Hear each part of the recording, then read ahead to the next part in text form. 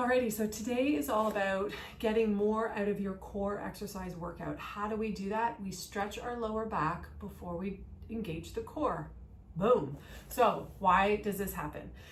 Let me ask you a question. Have you ever been doing, holding a plank for a long time, or doing lower abdominal, some sort of lower abdominal exercise where you're like, oh, I'm starting to feel either strain or pain in this area, the lower back? That's very common. So when that happens, you say, oh, okay, so let's stretch that muscle. Let's stretch the lower back muscle. This is an easy way to stretch it. If this is too intense on your knees, this position, you can always do this stretch in a chair and you'll get the same result. So you stretch the low back, just hold it for, 10, 15 seconds. Hold it until you feel a little bit of relaxation in the area.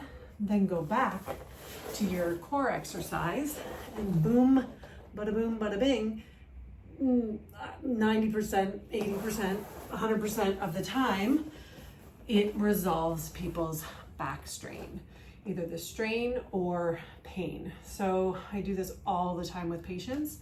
When they're like, oh, I say, where are you feeling that? They say, oh, I'm feeling that in my lower back. And I'm like, oh, you shouldn't be doing that because we're doing a plank or we're doing core exercises. And I say, okay, let's do this back stretch.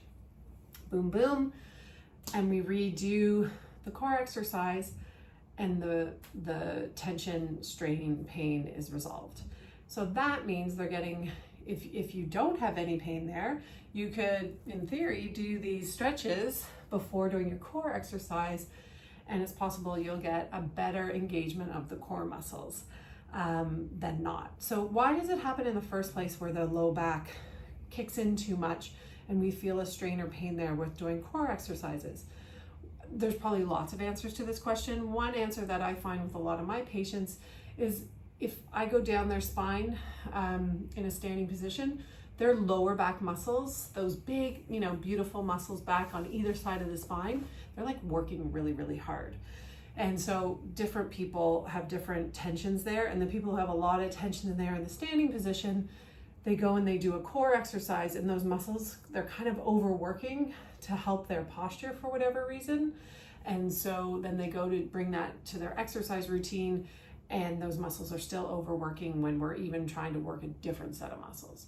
So the good thing to know is if we just stretch those muscles that are overworking, we kind of in a way sort of dim them. We don't shut them down, but we dim that tension in them and then make it so that way more available to use the muscles we're actually trying to work, which were in the core.